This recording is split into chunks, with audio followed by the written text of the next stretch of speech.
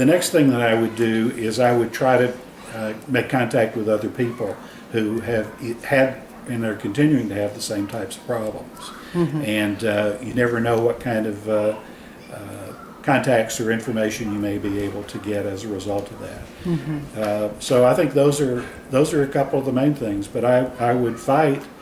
I wouldn't take it up against the greatest odds. There's 1% that has the power. I don't believe there's very many honest elected officials in America. I asked some elected state officials who I believe are honest, what happens when they get elected. Do they call all of you together and say, okay, this is the real deal? He said that's exactly what they do. They tell you that your constituents no longer matter. You do what the caucus, which is what the party tells you to do.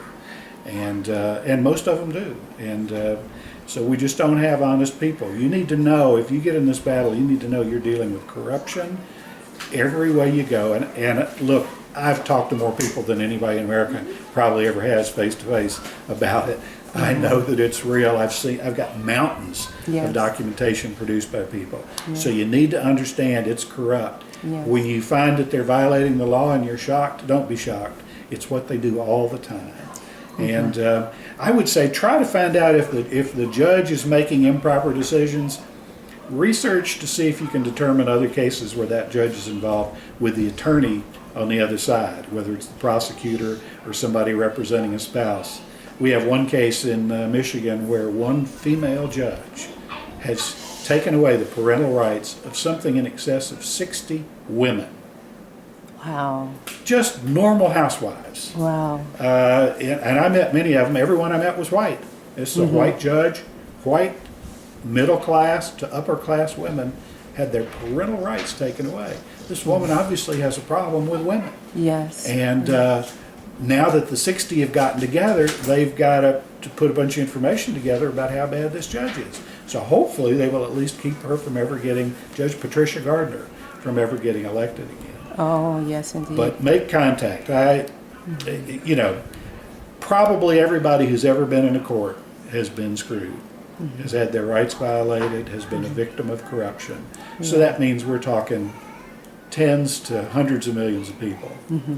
And we need to get everybody to wake up and realize it. And in addition to realizing it, people must know their U.S. Constitution. Honestly, if we don't use it, we're going to lose it. And the average person has no idea what their First Amendment is, their 14th Amendment, their right to remain silent. People don't know these things. And it's like the Bible says, my people perish for lack of knowledge. And America will perish because its people lack knowledge of the U.S. Constitution.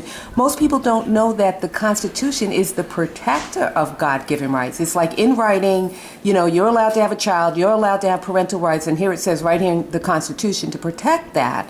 And people don't know it, and they sign their children away because these bullies that are paid by the U.S. government are, able to frighten the average person because they're afraid, I'm going to go to jail and maybe I can work this out and get my child back. Don't ever let CPS in your office. Don't ever sign anything. Don't ever give up any of your rights. Don't enter into a safety plan. Don't enter into anything with these people.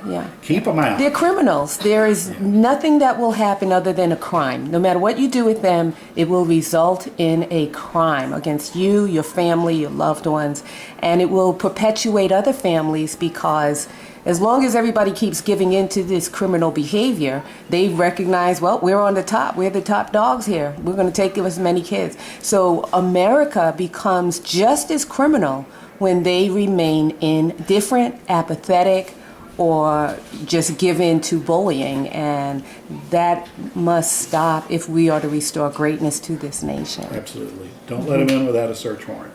All right. They don't have a search warrant. They have no rights to come in your house. Well, I want to thank you so much for what you're doing. I've traveled quite a bit. I've been to at least 14 states on this campaign. I've been to more than 40 cities. And just like you, all of it is the same profile on who is going to be beaten, whose child will be kidnapped. The same profile exists in America. It's those who are mostly unable to articulate for themselves.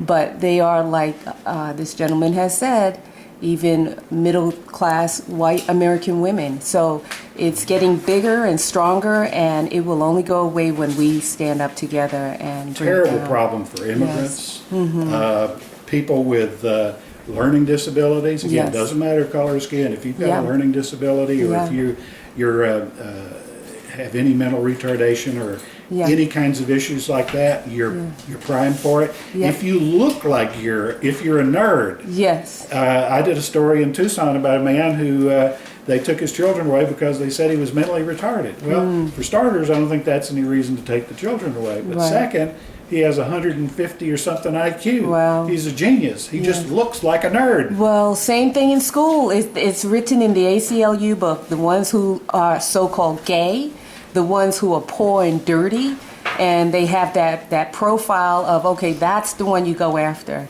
And so it sounds like the same rules, the same games. Again, U.S. citizens must stand up and take back this country, starting with learning U.S. constitutional rights so that you know not to open that door and let them in. Any closing words, Bill? I need to film some people.